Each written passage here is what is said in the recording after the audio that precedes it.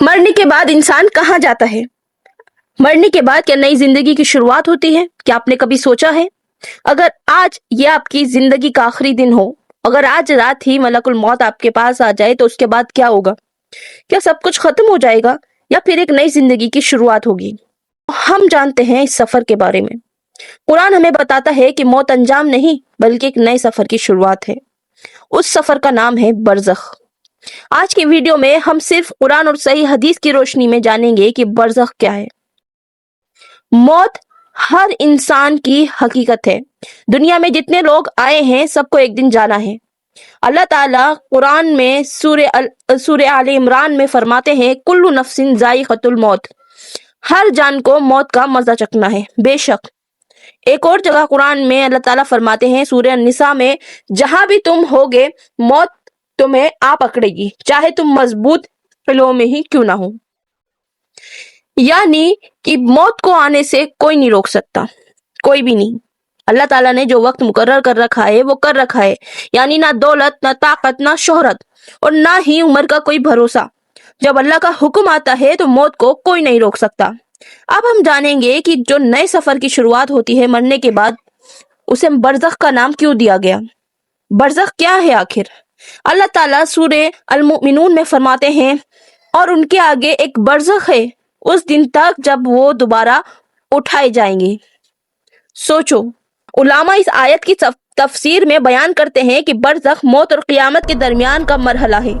ये दुनिया की जिंदगी नहीं और ना ही जन्नत या जहन्नम का आखिरी मरहला, बल्कि एक इंतजार का आलम है जहां पर इंसान अपने अमाल के मुताबिक रहता है जब तक अल्लाह क़ियामत का दिन कायम ना कर दे। यही बात सच है।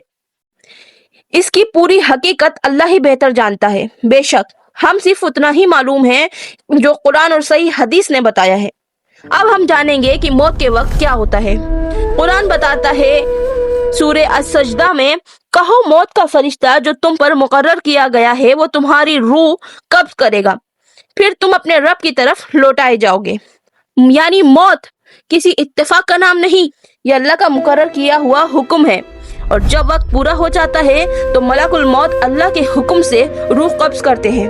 इसके बाद इंसान का दुनिया का सफर खत्म हो जाता है और बरज़ख का सफर शुरू हो जाता है। सोचो, जो हम सोचते हैं कि मरने के बाद इंसान का कुछ नहीं होता, तो मरने के बाद भी इंसान की जिंदगी की शुरुआत होती है, जिसे बरज़ख का नाम दिया गया है। अब हम जानेंगे कि मोमिन और काफिर की रूह निकलते वक्त क्या होता है। यानी क्या मामलात पेश आते हैं, कैसी कैफियत रहती है, या क्या चीजें ऐसी होती हैं जो मोमिन के साथ पेश आती हैं और जो काफिर के साथ पेश आती हैं। क्या दोनों चीजें अलग अलग होती हैं? आइए जानते हैं। जब इंसान की मौत का वक्त आता है तो उस वक्त क्या होता है? जब इंसान की मौत का वक्त आता है तो उस वक्त क्या होता है? रूह कैसे कब्ज होती है? और क्या मोमिन और बदकार इंसान की रूह निकलने का मरहला एक जैसा होता है? आइए जानते हैं सिर्फ कुरान और सही रिवायत की रोशनी में। समझते हैं कि आखिर क्या होता है।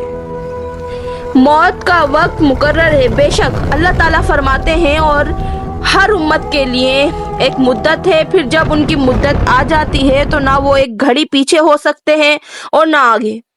यानी मौत का वक्त अल्लाह के इल्म में मुकर्रर है। इंसान दुनिया में अपनी जिंदगी के लिए कितनी भी प्लानिंग कर ले, लेकिन जिस वक्त अल्लाह के हुक्म आ जाए उस वक्त को कोई आगे या पीछे नहीं कर सकता। अल्लाह ताला एक और जगह फरमाते हैं सूरे अन-नहल में, जब उनका वक्त आ जाता है तो ना वो एक घड़ी पीछे रह सकते हैं और ना आगे बढ़ सकते हैं। सोचो, इसीलिए मौत का यकीन सिर्फ एक अकीदा नहीं बल्कि अपनी जिंदगी को सही करने की वजह भी है। कौन कब्ज करता है? अल्लाह ताला कुरान में फरमाते हैं, कह दीजिए मौत का फरिश्ता जो तुम पर मुकर्रर किया गया है वो तुम्हारी रूह कब्ज करेगा, फिर तुम अपने रब की तरफ लौटाए जाओगे। इस आयत से मालूम होता है कि अल्लाह ने मौत के फरिश्ते को रूह कब्ज करने की जिम्मेदारी दी है, लेकिन कुरान की दूसरी आयतों में रूह कब्ज करने की निस्बत फरिश्तों की तरफ भी की गई है। आइए जानते हैं अब इस चीज के बारे में। अल्लाह ताला फरमाते हैं सूरह अज़-ज़ुमर में, वो अल्लाह है जो तुम्हारी जानों को मौत के वक्त कब्ज करता है।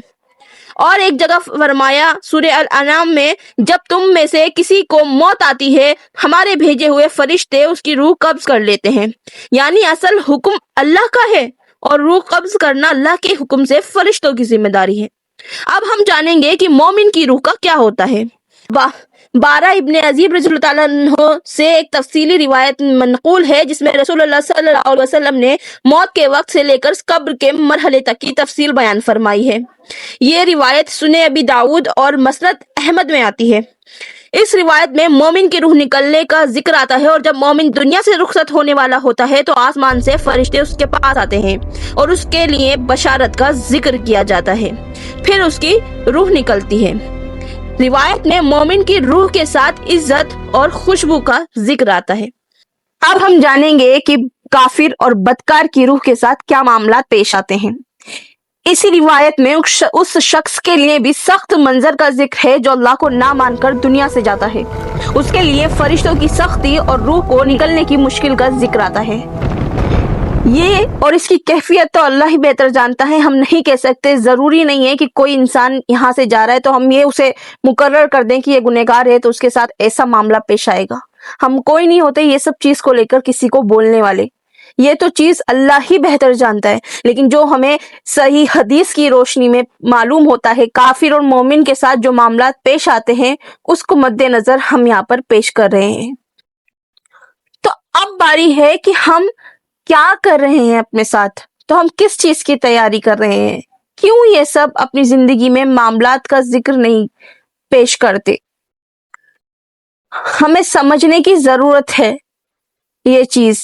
اگر آج میری موت آ جائے کہ اللہ سے ملنے کے لیے تیار ہوں، کیا میری نمازیں ٹھیک ہیں، کیا میں نے سچی توبہ کی ہے، کیا میں نے کسی کا دل دکھایا ہے، یہ چیز آپ اپنے آپ سے پوچھیں۔